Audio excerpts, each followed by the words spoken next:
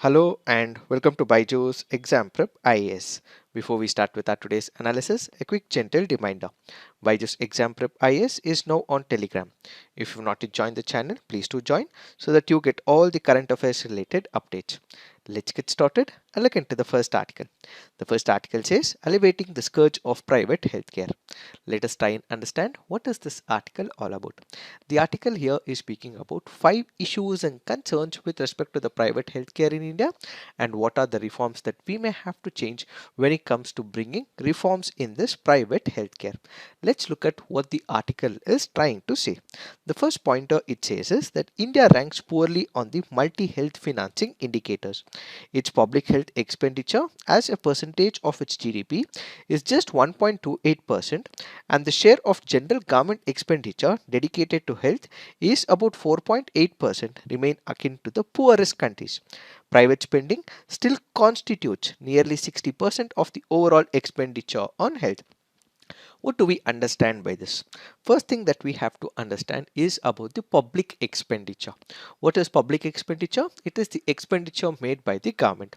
When you look at the overall GDP, what we have is different sectors that the government contributes to. We have the defense sector, we have the national security sector, we have other economic sector, education sector, health sector, so on and so forth. In the annual budget, how much percentage of this GDP is contributed towards the health sector? It is about 1.28%. So this contribution made by the government when it comes to the overall health sector is on the weaker side, and it is less than what other countries are making in the developed countries, and this has to be increased because the percentage of the GDP which we are contributing to the health sector is comparatively weaker.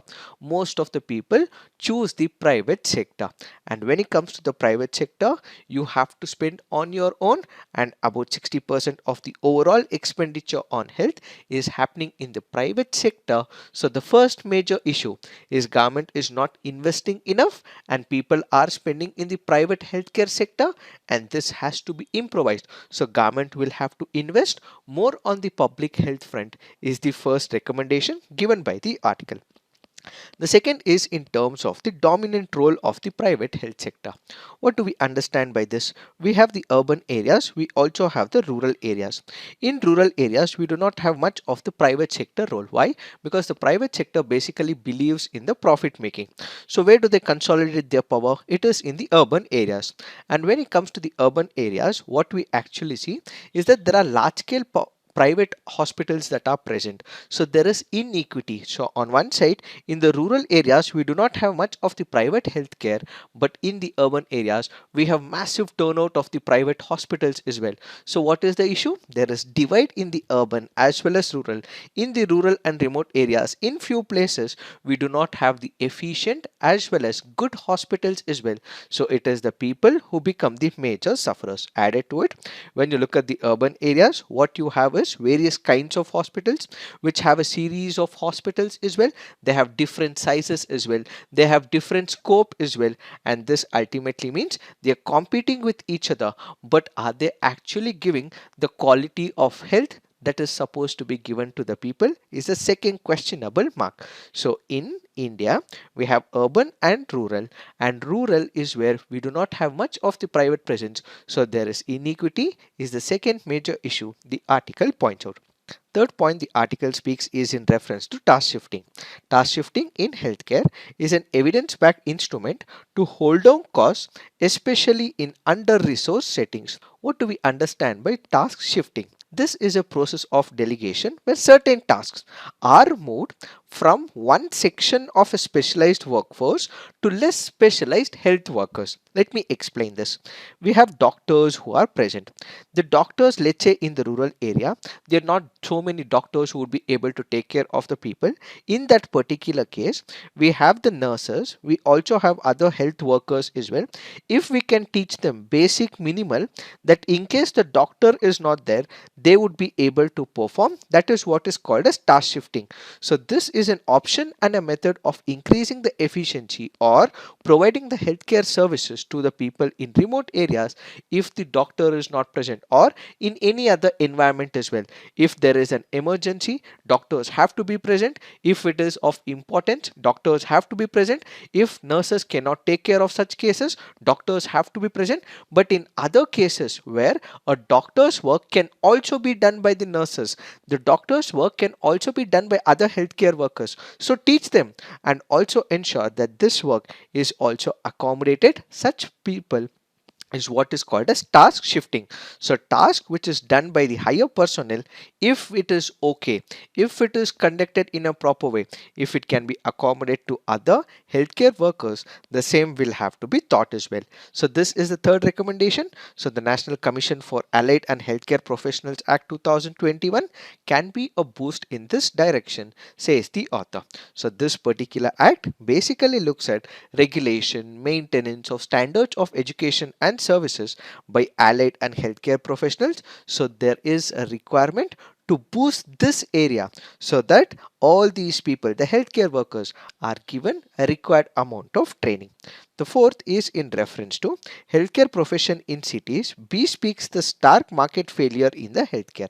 When you look at what happens in the market, there is FD competition that is present, which means there are many hospitals that are present.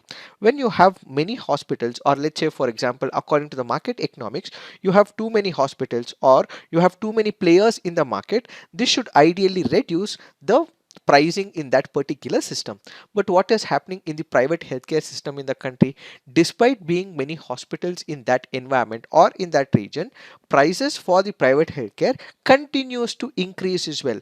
And as it continues to increase, who will face the burden? It is the people. So ultimately the burden is felt on the people and they are not able to get required amount of service. So this article says that we can import one of the concepts that is present in Canada. Canada have conceived what is called as regional health boards that organize care equitably within regions, exploit economies of scale and bring down healthcare costs. So if we are able to import this particular concept and ultimately make sure that we impose caps on the maximum number of healthcare providers, what is the cap for this particular issue, that particular issue, if the regional boards are able to address the maladies that are present, this will also reduce the impact on the private healthcare system and the people will not face the burden, is the fourth recommendation. Fifth goes on to say that currently what we have is the regulatory infirmity and unfulfilled economic promises. Let's say for example, we require strong political will to impose certain restrictions on the parameters of the hospitals, and at the same time, and when you see how the medical education is in the country, one would not be able to afford it as well. So what we require is that this high cost of the medical education means that many people would not be able to afford it. So can we rationalize the system? Can we impose a cap that has to be taken into picture? And at the same time, what we require is a strong political will so that unnecessary restrictions are taken off, is what is this article all about. So basically we have some of the established institutions which may not be working in line with the laws, so these will have to be reformed. And at the same time, the cost of doing medicine, if they are going via the private colleges, is comparatively on the higher level, this also have to be regulated. So basically this article goes on to say that the private healthcare that is being provided will have to continue with the quality without compromising on the quality, but the cost of it will have to be reduced over a period of time. If this cost is reduced, ultimately it is the people who are going to be the beneficiaries of the schemes and the programs. And this does not mean that public money will be infused into the private healthcare, but this means that there is a cap that is imposed so that people are able to afford the healthcare in the private sector. It is this that we have to understand with respect to this article. Now let's look into the next article. This article says illegal phone tapping. let us try and understand what is this issue of phone tapping. First, let me explain the meaning of phone tapping. Let's say there are two individuals, individual A as well as another person B. They are having a conversation. They are having a conversation which is a private conversation. If there is a request made by the government, it can be the central government or it can be the state government as well. This request is sent to the service provider. Who is the service provider? Let's say for example we have Airtel, we also have Jio as well, or we have Vodafone Idea. These are the service providers. So if two individuals are having a private conversation, a request is made either by the central government or by the state government, whereby this particular conversation is recorded by the service provider, and after due permission is taken, this recorded conversation is sent to the state or the central government, which is called as phone tapping. So basically it is an activity where a person's phone calls are heard. Why? That is because these two people's conversation can be a threat to the security of the country. It may also create public order in the society as well. In order to prevent it, in order to ensure that the greater issue is stopped, what we have is the phone tapping. So basically phone tapping is about hearing the conversations of two individuals without their consent when there is a party, that is the state government or the central government, asks the service provider to record it. Who can tap the phones? We have the states as well as the central government, which would be able to do it. In the states, police have the powers to tap phones. At the center, 10 agencies are authorized to do so: Intelligence Bureau, CBI, Enforcement Directorate, Narcotics Control Bureau, Central Board of Direct Taxes, Directorate of Revenue Intelligence, National Investigation Agency, RAW, Directorate of Signal Intelligence, Delhi Police Commissioner. Tapping by any other agency would be considered illegal. So it is these agencies which would be able to do so. If it is any other agency, they are barred from tapping the phones. What is the Indian perspective on phone tapping? We have one of the important articles of the Indian Constitution, which is Article 21. Article 21 of the Indian Constitution says that no person shall be deprived of his life or personal liberty except according to the procedure established by law. So this word personal liberty that we have is basically speaking about privacy. So if a person's voice, if a person's conversation is heard without his consent, it is violating right to privacy, which is part of Article 21 of the Indian Constitution. The same has also been reiterated by Puttaswamy judgment recently by the Supreme Court of India. So a citizen has a right to safeguard his personal privacy. However, what we also have to do is balance the security. So if need be, if due consent from the state government and central government is taken, the officers would be able to phone tap, listen to the conversation. So what is the procedure? Which law governs this? Phone tapping in India is governed by the Indian Telegraph Act of 1885. We have section 5 of 2 says that on the occurrence of a public emergency or in the interest of the public safety, phone tapping can be done by the center or the states if they are satisfied it is necessary in the interest of public safety, sovereignty and integrity of India, security of the state, friendly relations with foreign states, or public order, or for preventing incitement to the commission of an offence. In all these cases, in order to prevent it, the state government and the central government would be able to tap the phone. There is an exception for the press, which says press messages intended to be published in India of correspondence accredited to the central government or a state government shall not be intercepted or detained unless their transmission has been prohibited under this subsection. Added to it, we have Rule 419A of Indian Telegraph Amendment Rules of 2007, which says phone tapping orders shall not be issued except by an order made by the Secretary to the Government of India in the Ministry of Home Affairs. So it is the Home Secretary in the case of Government of India, and by the Secretary to the State Government in charge of the Home Department. So Home Secretary at the state level who would be able to issue such an order. The order has to be conveyed to the service provider in writing. Only then the tapping can begin. So the order has to be given in writing as well. What happens in case of an emergency? In unavoidable circumstances, such an order may be issued by an officer not below the rank of a joint secretary to the Government of India who has been authorized by the Union Home Secretary or the State Home Secretary. In remote areas or for operational reasons, it is not feasible to get prior directions. A call can be intercepted with the prior approval of the head or second senior most of the authorized law enforcement agency at the central level and by authorized officers not below the rank of Inspector General of Police at the state level. So if Home Secretary's permission is not given in some emergency situations, these permission, that is not below the rank of Inspector General of Police, their permission can also be taken as well. So what are the checks against the misuse? The law is clear that interception must be ordered only if there is no other way of getting the information. If you can go ahead, get information from elsewhere, any other tool and possibility, this should not be used. This should be used as a last resort. While issuing directions under sub rule of the officer shall consider possibility of acquiring the necessary information by all other means, and the directions shall be issued only when it is not possible to acquire the information by any other reasonable means. The directions for interception remain in force unless revoked earlier for a period not exceeding 60 days. They may be renewed but not beyond a total of 180 days. Any order issued by the competent authority has to contain reasons. They have to give reasons as to why this phone tapping is a necessity, and a copy is to be forwarded to a review committee within 7 working days. When we speak about the review committee at the central level, the committee is headed by the cabinet secretary with the law and telecom secretaries as well.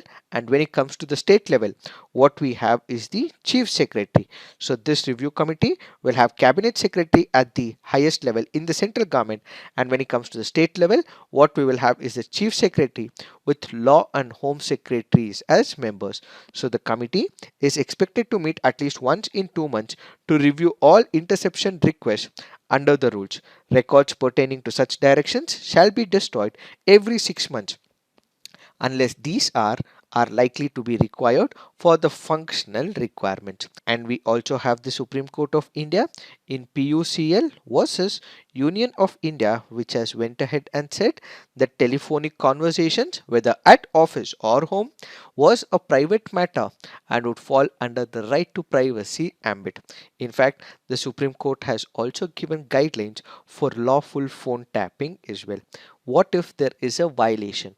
What if there is illegal phone tapping as we see in this article? In that case, the aggrieved person would be able to file a case with the National Human Rights Commission for the breach of right to privacy in case of unauthorized or unlawful tapping.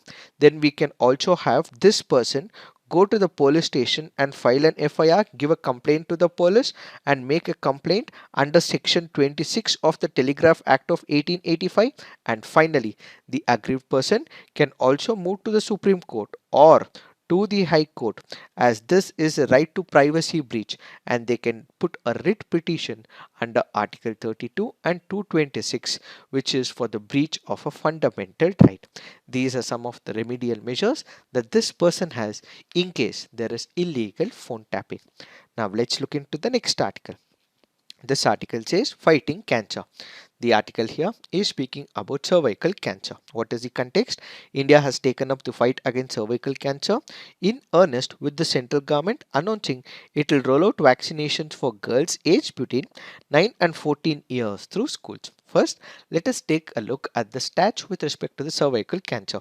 The decision comes at a critical juncture with a study in the Lancet published this month showing that India accounts for the highest number of cervical cancer cases in India, followed by China. More than 58% of all cases of cervical cancer and deaths globally were estimated in India, with India accounting for 21% of the cases, 23% of deaths, followed by China. Cervical cancer is the fourth most common cancer among women in India.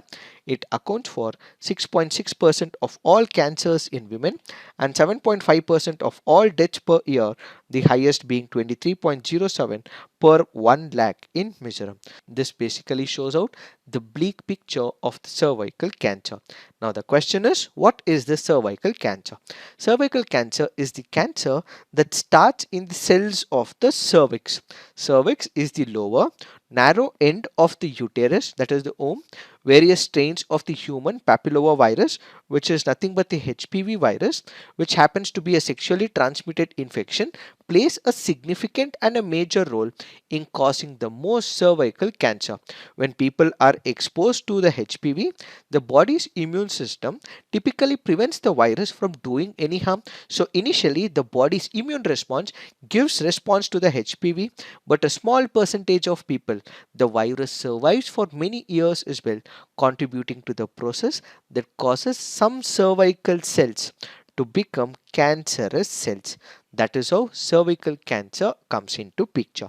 What are the risk factors? They include long-term use of oral contraceptives, high parity, low socioeconomic status, smoking, HIV co-infection, sexual debut at a young age, teenage pregnancy, multiple sexual partners, a shorter interpregnancy interval, and sexually transmitted infection.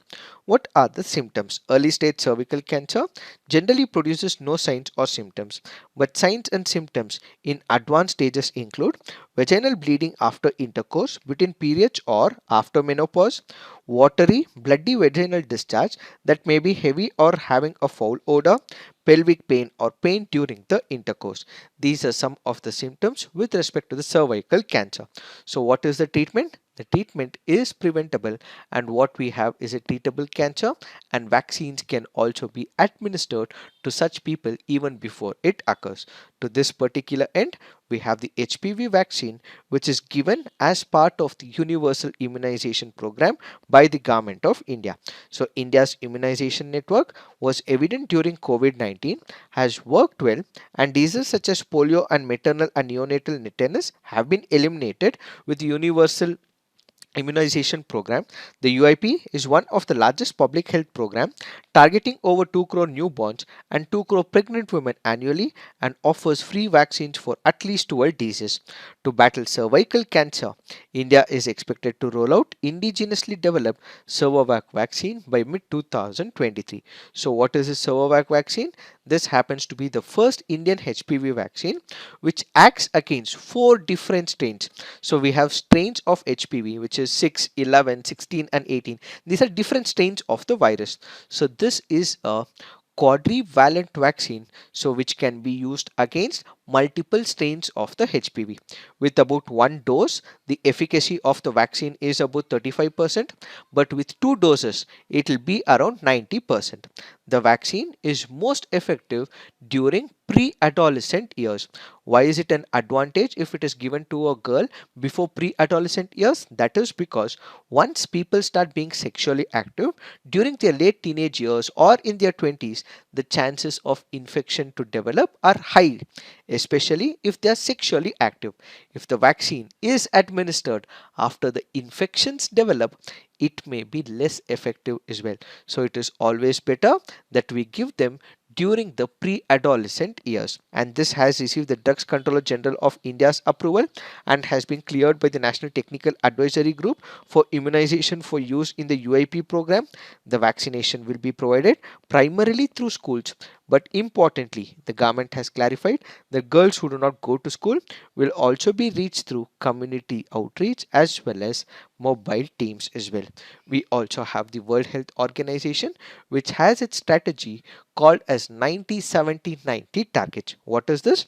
Approximately 90% of the girls to be completely vaccinated with HPV vaccine by the age of 15 years, approximately 70% of the women to be screened by the age of 35 years and undergo repeat screening by 45, and approximately 90% of women suffering from cancer, pre-invasive and invasive disease to be identified and treated as well. This is the strategy of the World Health Organization. So apart from the vaccinations, screening programs must also be conducted to detect early signs of the disease so that these people can be cured, treated, is what is this article all about. It is this that we have to understand with respect to this article. Now let's look into the next article. This article says Bharat Biotech's nasal COVID vaccine available as booster. What is the context? We have Bharat Biotech's intranasal COVID-19 vaccine branded as Incovac is now available for public use. It is the world's first intranasal vaccine approved for use. The nasal vaccine is called by the name BBV154, had received approval in November for restricted use. It is a recombinant replication of deficient adenovirus vector vaccine with a pre-fusion stabilized spike protein.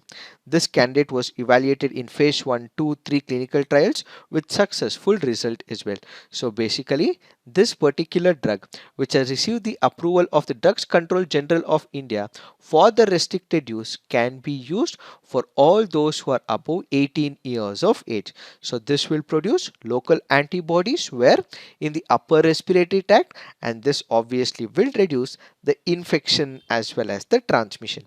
So what are the advantages of this nasal vaccine? When we speak about nasal vaccine, it is given via the nose.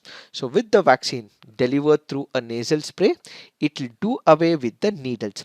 So when you consider the first wave, when you consider the second wave, there were many people who got vaccinated. All of us are now vaccinated. What this required was expertise, healthcare workers, and this had to be injected in the arms. So this will do away with the needles. This will do away with the syringes as well. And at the same time, you also don't require trained personnel for this particular issue. Added to it, it will lower the cost over a period of time, and we don't require cold change with low temperatures, so on and so forth. These are the advantages with respect to BBV 154. Now let's look into the next article. This article says CAG pulls up DRDO for delay in the completion of projects and failure to achieve key parameters. This article here is speaking about the mission mode projects. What are these mission mode projects? They are taken up by DRDO as high priority projects based on specific user requirements with a definite time frame for their completion. What does this mean? This basically means that DRDO already has a particular technology. With this particular technology that they already have, if a party wants, let's say a rifle or let's say any other equipment, they have to give within a particular time period, which basically means they already have the technology. They don't have to reinvent something or the other. But if the government or any other party is asking for it, since they already have the technology, they have to give this particular project within a specified time period, and they have to meet the efficiency as well. But in most of the cases, they are not able to meet up to this particular time, says CAG. So what are the issues? When you look at the data, accessing the mission mode projects of Defense Research and Developmental Organization, the Comptroller and Auditor General has flagged time and cost overrun in completion of projects, irregular closure of projects, declaring them successful despite non-achievement of one or more objectives. Now what this article goes on to say is that in 119 out of the 178 projects, the original time schedules could not be adhered to. So let's say they have told that this particular project or this particular equipment's manufacturing will be completed in about 365 days. They have not met the time period that they have defined in the contract. That is the major issue. In 49 cases, the additional time was in fact more than 100% of the original time frame. So they would have asked for about 6 months for the manufacturing of this equipment, but they have taken extra 6 months. So it means 100% of the time period. This is the second major concern. So on one side, they are not able to keep up to the time period. On the other side, they are taking a lot of time as well. And overall, the delays range from 16% to 500%, and the extension of time for completion of the projects were taken multiple times. So time is the issue, cost is the issue, and at the same time, even when the project has been successful, number of objectives and the contract rules are also violated, says CAG with respect to the DRDO. So instead of seeking extension of time to achieve all the key objectives, what they have been able to say is that we have completed this particular project despite not being completely successful. So the report basically has brought about inefficiencies in the planning process of the DRDO and has raised issues of inadequate monitoring of all these mission mode projects of DRDO. It is this that we have to understand with respect to this article. Now let's look into the mains practice questions. Discuss the challenges of the healthcare system in India and suggest remedial measures. Next question, what laws govern tapping a phone and what are the checks in place? So please write all your answers on the comment section, peer review, and do give positive feedback to your friends' answers. In case you wish to upload an image, please do visit Byju's free IAS prep website as well. So this is it for today. Thank you for watching. All the best.